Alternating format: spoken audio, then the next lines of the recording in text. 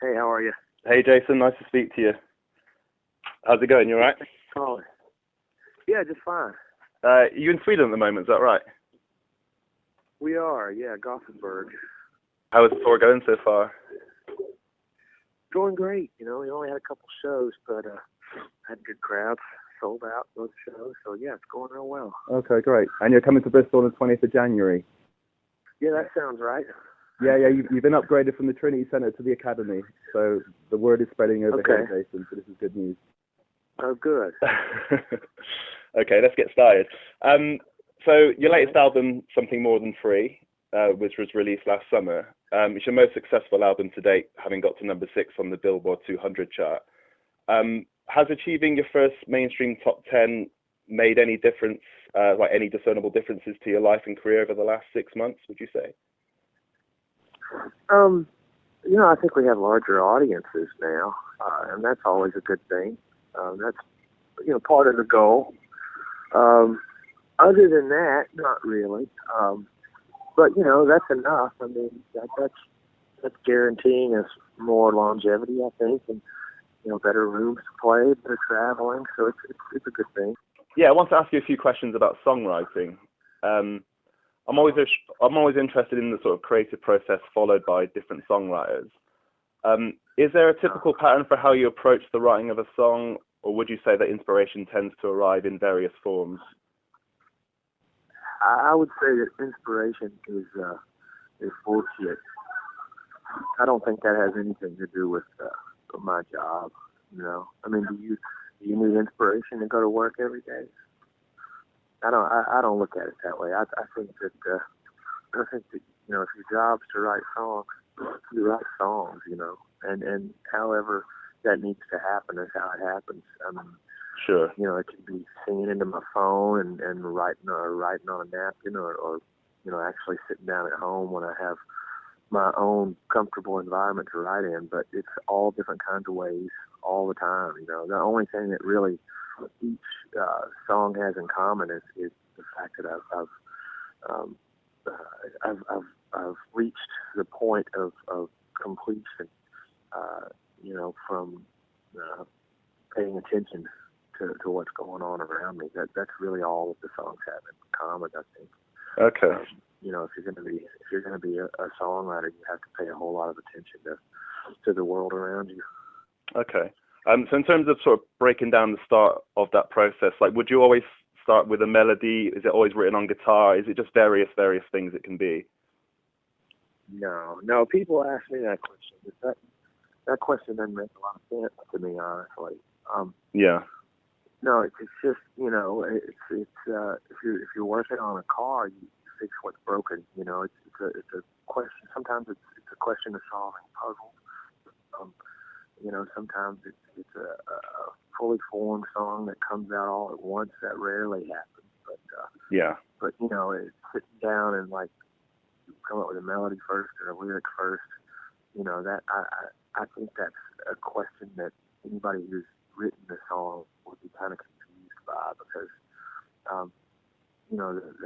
they just come out when they want to come out. Yeah, sure.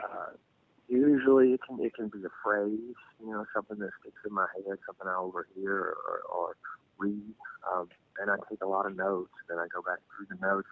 If I'm actually sitting down with the intention of writing a song, I'll go through my notes and try to find something that stands out. But those notes might be musical or lyrical. Yeah, I watched an interview with you recently where you talk about writing the song "Cover Me Up." Where apparently you and your then girlfriend, now your wife, of course, the musician Amanda Shires, you each decided to write a song at opposite ends of the house and then sort of reconvene 5 or 6 hours later to instantly present the songs to each other. I think you kind of said that you found this approach a little nerve-wracking, right? I'm just wondering if you decided to write a song in such a way since? Well, we were doing that a lot in those days. She was working on the album and I was too, and we had just recently moved in together, so we were, we had to figure out a way to separate and works, and we did that a lot. That was probably my most successful song from that period, from that short period.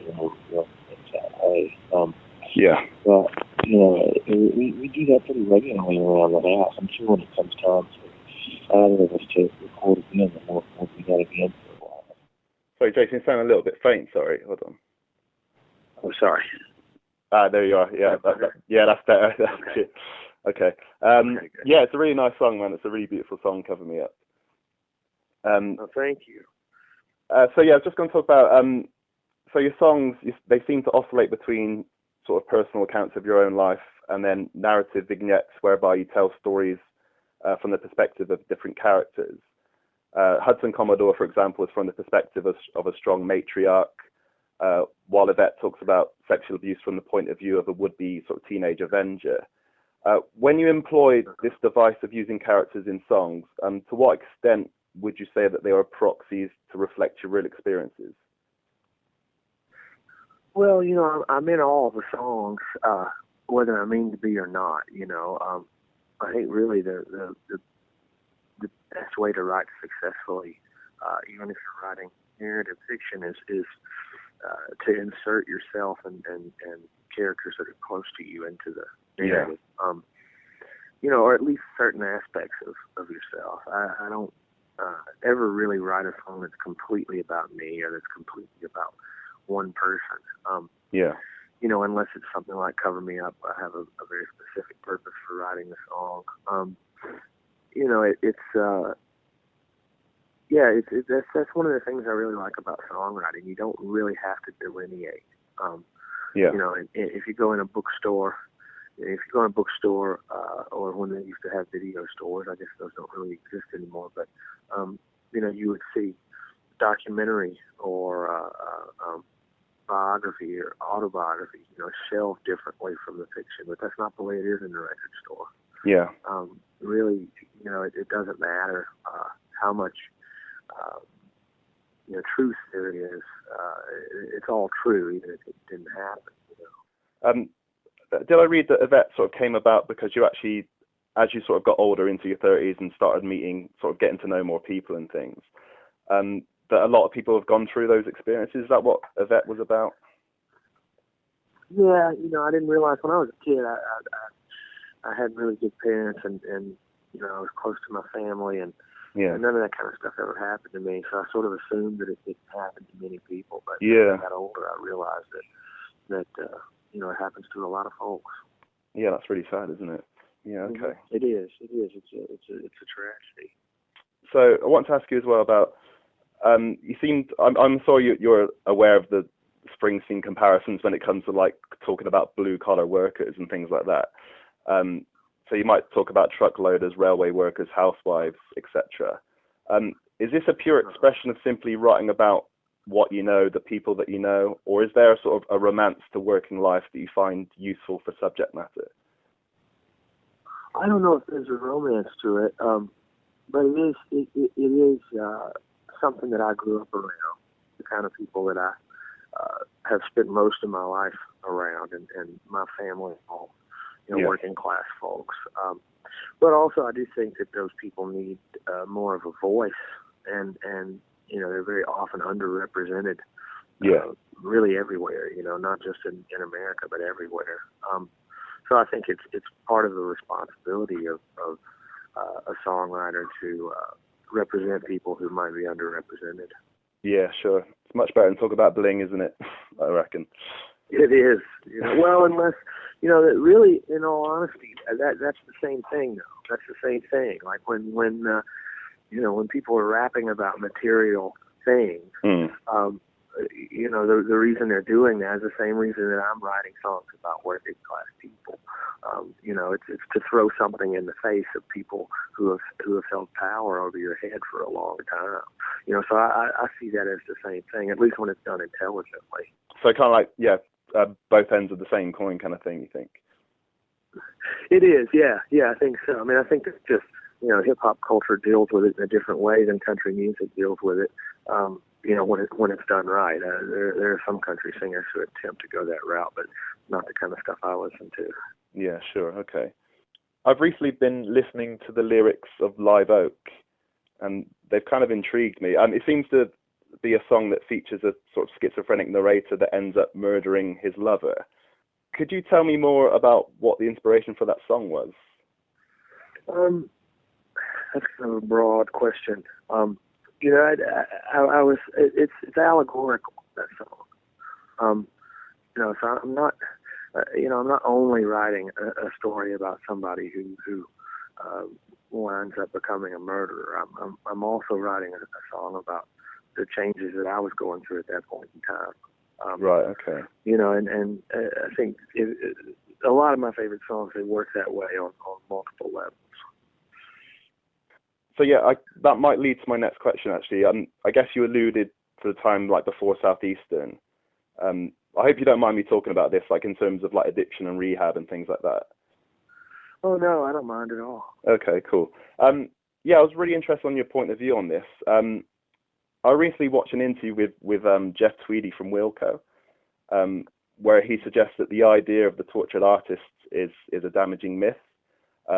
So he goes on to say that great art shouldn't be considered as a product of pain, but rather something that's created in spite of it. As a songwriter who has been through sort of addiction, rehab, and now a sort of sober life, like a sober, happy life of marriage and fatherhood, would you subscribe to that viewpoint? Yeah, I agree with what Jeff said. You know, and also I believe that if you're the kind of creator that needs that kind of turmoil to create, then you have an underdeveloped sense of empathy. Yeah, okay, sure. Because I think that, you know, if you're able to really put yourself in somebody else's shoes, then you don't necessarily have to suffer, because there's plenty of suffering going on. All you have to be able to do is really pay attention to it and tap into it. And you know, there's plenty of subject matter out there for sad songs. You know, all the great blues artists, you know, weren't miserable. A lot of them were, you know, not necessarily by their own hand, but some of them had a pretty good life. You know, and I think the way to keep yourself happy and healthy, and you know, psychologically healthy, and still make great art, I think is really just to empathize. Yeah, I think it's a convenient sort of romantic myth, isn't it? Like, to write about Kurt Cobain is probably a lot more interesting to say write about Paul McCartney, one of the greatest songwriters ever. You know. Right. Yeah, and also, you know, it helps people keep drinking or keep doing drugs, you know, to romanticize it. You know, that's the part of the brain that's addicted, that is telling you that you need this in order to create. You know, and I believed at one point that was true. And when I finally did get sober, you know, and look back at it on the other side, I could see that was really the addiction talking, you know, because that part of me wanted another drink really, really badly. So now you're writing songs as a sober man. Would you say you're creating your best stuff at the moment? Yeah, I think that's an accurate statement. Yeah. Okay. Well, I think so. If you look at the last two albums, I would say. Yeah, you know, I think it's mostly because I have more focus and I spend more time on the songs. You know, I don't have to get up in the morning and deal with a hangover and then start worrying about where I'm going to go get drunk as soon as the sun goes down. I can actually sit in the chair for a long time and focus on individual words and lines. Yeah. On something until it's done. So that makes for less filler. Yeah. From song to song and from line to line. Yeah. Well, I guess that's a fundamental point. If you've got a drink in your hand, you can't be sat down writing a song, right? It's just, I guess, a time thing as well.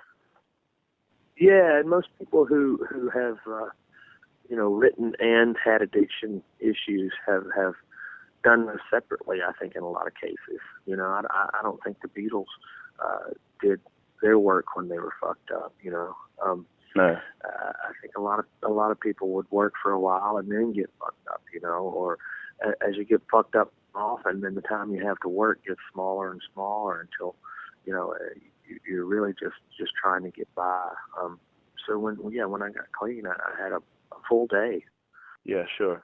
Are we doing all right for time, Jason? I got a couple more questions, if that's okay.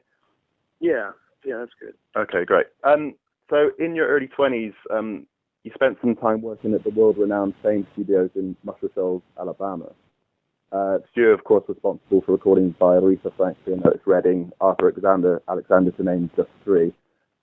Could you tell me a bit about that time? Were you employed as a songwriter or a guitarist? Or? Yeah, I did. I wrote for them for a while and did a few sessions there when I was in my late teens. Yeah, it was a good place to work. I grew up around a lot of those musicians and engineers and producers that had played on a lot of those albums. Yeah. Those folks were still out playing, in restaurants and bars in the area when I was a teenager. So I was able to go out and see those folks play and spend time with them and get to know people like Spooner Oldham and David Hood and Donnie Fritz, and then later on, Rick Hall and his family. And I think it served me really well. I learned a lot about what worked. Got a lot of great advice and felt special. I mean, David Hood would take time with me to sit and talk, and I would ask him questions and he would answer them, and they would get me up to play with their bands, when I was 16, 17, 18 years old. Oh, wow. Later on, I realized that was not part of their job. They didn't have to do that. They didn't owe me anything. They were right. Themselves. But it definitely served me well. I mean, I learned how to. There's a big difference in sitting in your bedroom and playing guitar. There's a big difference between that and playing with a band. And when I first started going out and sitting in with folks like that, I had no idea how to play in a band and how to entertain people or just how to work with other musicians. So I learned that from all those folks. Yeah, it must have been a valuable sort of musical apprenticeship for a young man, definitely. Yeah, very much so. Very much so. Okay. Just one more question, Jason. In the age of the internet, there's obviously so much music out there that exists sort of just under the radar, waiting to be discovered. Could you recommend to us any contemporary artists whom we probably won't be aware of that you think are really good? Yeah, I really like Will Johnson a lot. He had a band called Centromatic that broke up about a year ago with put out a solo record that I think is really, really good. Okay. There's a guy named Corey Brannan, Brannan, that he's a close friend. He lives in Nashville, and he's a really incredible songwriter. Okay, great. I mean, there's tons of those folks around Nashville. Some really, really great songwriters, great musicians. Any given night, you can go out and get somebody that's excellent. Craig Finn has put out a solo record that I think is incredible. I know people probably know him from The Hold Steady, but who is that? What's his name? Sorry. Really good. Craig Finn. He has a band called The Hold Steady, but he just put out a solo record that I think is really, really great. Okay. Are these Nashville musicians then, all these guys, or? No, Corey is a Nashville guy. But Craig lives in New York, and Will lives in Texas. They're all friends of mine. Well, yeah, we'll do a bit of research and we'll take a look. John Moreland, who's opening for us on this run, is extremely talented. He's a really, really good songwriter. He's from Oklahoma, right? And this is the first time he's been across the ocean. So we're happy to have him with us. So, what is actually your lineup for the live dates on this tour? Are you how many in the band? We've got the full band. Yeah. There's 5 of us, I think. I think there's 5. Yeah, there's 5 of us. Have you been to Bristol before? Yeah, I have. Quite a few times. The last time I was there, my wife and I played an acoustic show at Thekla on the boat. Oh, right, okay. Oh, cool. But I assume it's not Bristol, England that you're referring to in the song Super 8, right? No, that would be Virginia. Or right, Tennessee, okay. actually, Tennessee. So, yeah, it should be a great show. So, yeah, we look forward to seeing you. Yeah, well, thank you so much. We're looking forward to it. Yeah, thanks for your time. Pleasure to talk to you. And, yeah, we'll see you on the 20th of January. All right. Have a good day. All right. Nice one, Jason. You have a good day, too.